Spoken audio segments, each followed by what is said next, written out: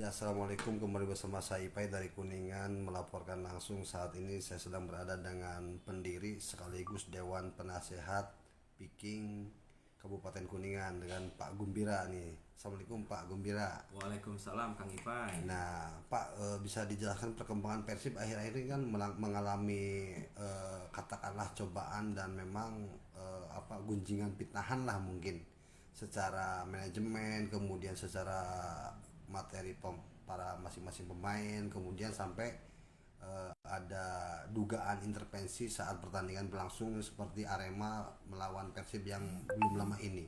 Ini bisa dijelaskan Pak? Ya, terima kasih Kang Ipai. Alhamdulillah. Salam sehat untuk seluruh bobotoh se-Indonesia, se-alam dunia. Izinkan saya menyampaikan beberapa hal terkait perkembangan Persib. Yang pertama adalah terkait komposisi pemain. Betul. Saya melihat pembelian beberapa pemain baru di musim 2023-2024 ini mengalami progres yang cukup meyakinkan, seperti Rian Kurnia, Edo Febriansa, pemain asingnya juga backnya luar biasa. Cuman untuk pemain tengah itu harus dievaluasi karena belum apa-apa langsung cedera. Saya juga sudah menyampaikan secara pribadi kepada Bapak Erick Thohir selaku Ketua PSSI, dan beliau juga merupakan kebanggaan masyarakat Jawa Barat, orang Sunda begitulah. Jadi intinya terlepas dia itu tidak memegang di Persib, tapi mudah-mudahan karena pengaruh beliau, satu-satunya tim kebanggaan Jawa Barat itu Persib bisa melakukan evaluasi pembelian pemain yang lebih baik. Terkait Pak Erick Thohir sendiri, saya mengingatkan kepada beliau yang juga merangkap sebagai ketua komisi wasit PSSI agar pemilihan wasit yang memimpin itu harus betul-betul sangat teliti, karena beberapa kejadian bukan hanya pertandingan Persib, pertandingan yang lain juga terjadi ketimpangan keputusan yang kontroversial. Gagasan Pak Erick cukup bagus, kita akan menggunakan VAR dan mohonlah kebijakan tersebut segera diimplementasikan, dieksekusi di lapangan agar pertandingan yang melihat musim ini sangat luar biasa, tim-tim yang dulu di kasta bawah bisa mengalahkan tim-tim besar. Ini menunjukkan gairah sepak bola Indonesia di bawah kepemimpinan Pak Erick Thohir itu sedang mengalami euforia yang luar biasa. Mohon jangan diwarnai dengan kekotoran dari wasit-wasit tertentu sehingga yang indah ini menjadi buruk di mata kami. Bukan hanya supporter Persib tapi supporter seluruh Indonesia bagi tim-tim lainnya. Kembali ke Persib, saya mohon kepada Bapak Teddy Cahyono agar segera melakukan penggantian pemain yang cedera dengan pemain yang lebih fit, segar, mumpung transfer window belum ditutup tanggal 23 Juli besok.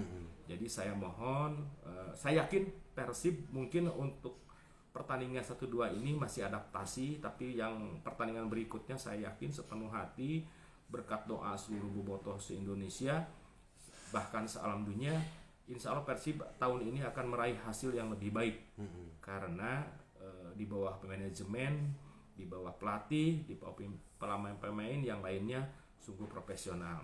Hanya satu yang saya ingatkan kepada manajemen Persib terkait tiket.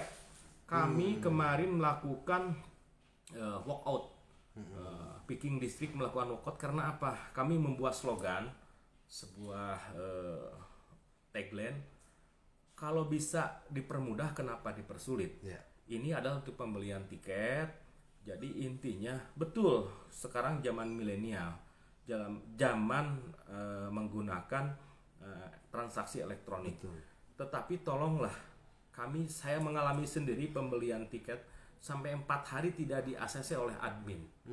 Ini bagaimana? Sampai akhirnya saya tidak nonton karena tidak ada ACC, padahal KTP udah jelas penguploadannya dan yang lainnya. Jadi apa yang saya alami mungkin dialami oleh bobotoh, bukan hanya Piking saja. Bobotoh yang ingin datang ke lapangan tetapi sulit mendapatkan tiket. Tujuannya bagus agar tidak ada kebocoran begitu. Tapi yang jelas Jangan juga sampai yang kalau bisa dipermudah ya permudah, jangan dipersulit. Mungkin itu aja Kang Ipan yang bisa saya sampaikan. Nah Pak, Bapak kan sekaligus pendiri juga nih, keberadaan Viking dan Bobotoh Kuningan ini cukup pesat juga nih, dan banyak pecinta ataupun supporter yang terlahir dari Kuningan sendiri.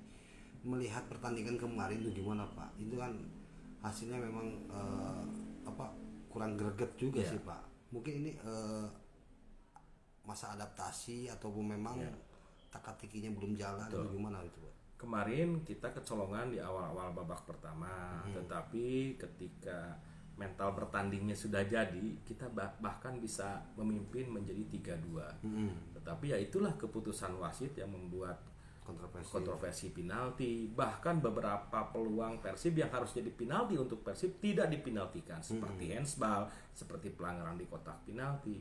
Itu yang membuat pemain-pemainnya ngedrop. Jadi mentalnya turun. Tapi yakin pemilihan pemain sekarang lebih baik lah, insya Allah.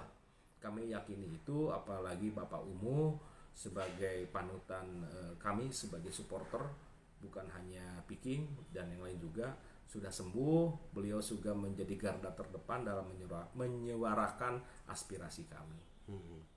Nah ngomong-ngomong Pak Gugum ini kan DM juga Pak, direct message juga ke Pak Erick Thohir ya Pak? Iya betul. Bisa dilihat kan Pak, itu atas kekecewaan atau memang melihat ketidak fair play dalam permainan itu Pak? Ya mungkin kekecewaan ini adalah direct message saya.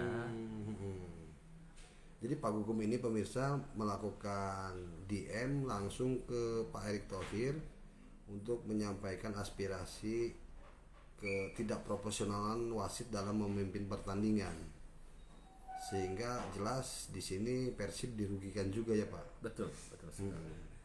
Jadi setelah ini dari hari kapan Pak? Persib bertanding di hari Jumat. Saya sorenya langsung japri kepada DM kepada beliau.